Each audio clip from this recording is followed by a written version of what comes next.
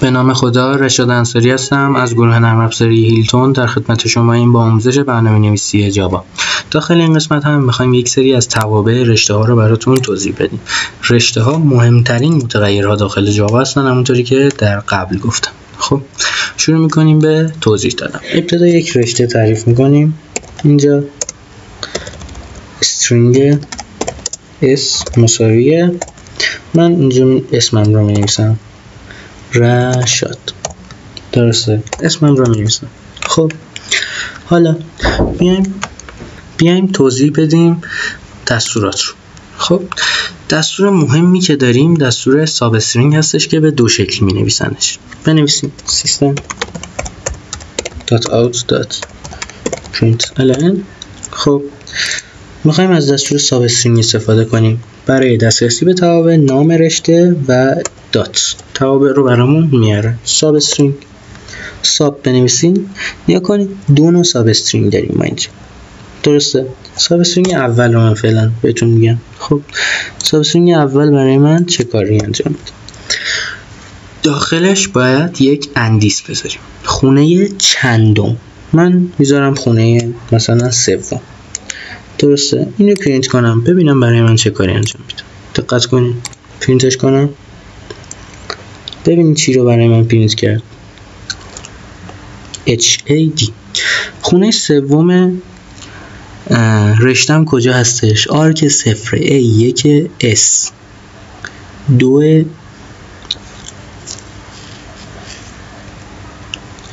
H3 هستش، درسته؟ از خونه سوم به بعد رشته منو برای من پرینت کردش. من میتونم به این شکل هم بنویسم. من بنویسم string s2 مساوی s دات substring 3. حالا اینجا s2 رو پرینت کنم. s2 برنامه رو اجرا کنیم. نگاه کنین باز هم برای من HAD رو پرینت کرد. در واقع ما مقدار اندیس سوم به بعد، خود سوم هم جزوش میشه، رشته S رو داخل رشته S2 با این دستور ذخیره کردیم، درسته؟ میتونم اینجا بنویسم دوم. برنامه رو اجرا کنیم میبینید که چه شکلی میشه. از خونه دوم به بعد رشته رشاد رو که میشه شاد داخل یک رشته جدید ذخیره کردیم و اون رو پرینتش کردیم. به همین سادگی. دستور ساب استرینگ یک المانه یا یک پارامتریه، این کار رو برای ما انجام میده. خب حالا یک ساب استرینگ دیگه هم داریم که دو پارامتر میگیره. نگاه کنید من اینجا می‌نویسم 1 و مثلا 5. پرینتش کنیم. اس رو برای من پرینت کرد. نگاه کنید 1 و 5 یعنی چی؟ یعنی این. من اگه میتونستم فونت اینجا رو درشت کنم خوب بود که شما همتون به وضوح ببینینش. اشا میشه در واقع. نگاه کنید 1 تا 5. خونه 5 و خونه 1. خونه 1 جزوش هست ولی خونه 5 جزوش نیست که دی هستش.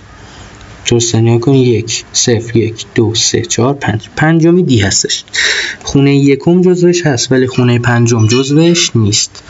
پس دستور ساب استرینگ دو پارامتری برای من خونه آوم تا بی منهای یک رشته رو به من برمیگردونه و داخل یک رشته دیگه برای من ذخیره میکنه. شما اگه این رو به صورت خالی بنویسین هیچ کاری براتون انجام نمیده ها. نگاه کنین من اینجا اس رو پرینت کنم همون رشاد رو برای من پرینت میکنه. هیچ کاری برای من انجام نخواهد داد این دستور.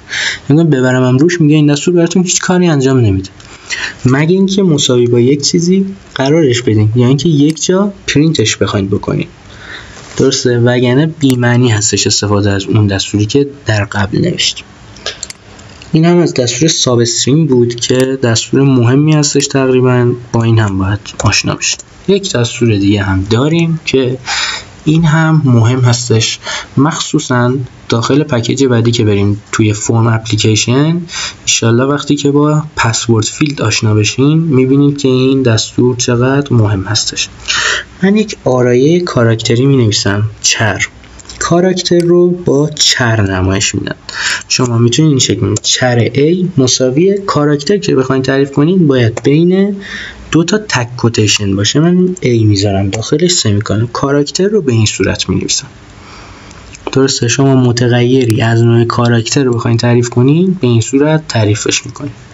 خب حالا بخواید آرایه کاراکتری تعریف کنید مثل تمام آرایه های دیگه، C از نوع آرایه‌ای مساویه. میتونم مقدارش رو همین اول بدم، میتونم بعداً بدم، ولی من همین اول مقدار دهی میکنم. خب خونه اولش A، خونه دومش B، خونه سومش C و خونه چهارمش D باشه. درسته؟ این یک آرایه کاراکتری هستش، به این میگن آرایه کاراکتری. خب حالا ما میخوایم این آرایه کاراکتری رو به صورت رشته بنویسیم. چجوری میتونیم آرایه کاراکتری رو به صورت رشته بنویسیم که مثلا به من رشته ABCD رو برگردونه؟ به این صورت. اینجا مینویسم استرینگ S مساویه استرینگ string dot copy value of C. به این صورت نگاه کنیم. من الان پرینتش کنم. اینجا می‌نویسم system dot out dot println s. خب یک بار برنامه رو اجرا کنیم ببینید چی پرینت میکنه برای من. ABCD رو برای من پرینت کرد. نگاه کنید من یک متغیر از نوع string تعریف کردم و با استفاده از دستور string.copy value of داخل المانش اون آرایه کاراکتریمو بهش فرستادم و آرایه کاراکتری منو به ترتیب خونه هاش برای من پشت سر هم تبدیل کرد به یک رشته و من رشته رو پرینت کردم و اینجا نوشتمش. درسته؟ پسورد فیلد که داخل پکیج دوم یا فرم اپلیکیشن باش آشنا میشیم به ما یک آرایه کاراکتری برمیگردونه. ما بخوایم تبدیلش کنیم به رشته باید با استفاده از این دستور تبدیلش کنیم به یک رشته و باهاش کار کنیم. ببینیم پسورد درسته یا درست نیست. خب این هم از یک دستور دیگه توابعی که خیلی مهم بودن داخل رشته ها باش کار کردیم. از قسمت های بعدی یک سری مثال های کاربردی با استفاده از رشته ها حل میکنیم که بیشتر با این توابع آشنا بشین و مشغول کار بشین باش. خب شما این توابع رو داخل یک سری مثال برای خودتون حل کنین، ببینین چقدر مثال بلدین، بعد بقیه ویدیوها رو دنبال کنین ببینین آیا مثالی که حل کردین داخل مثالی که ما قراره حل کنیم هست. خب موفق باشین. خدا نگهدار.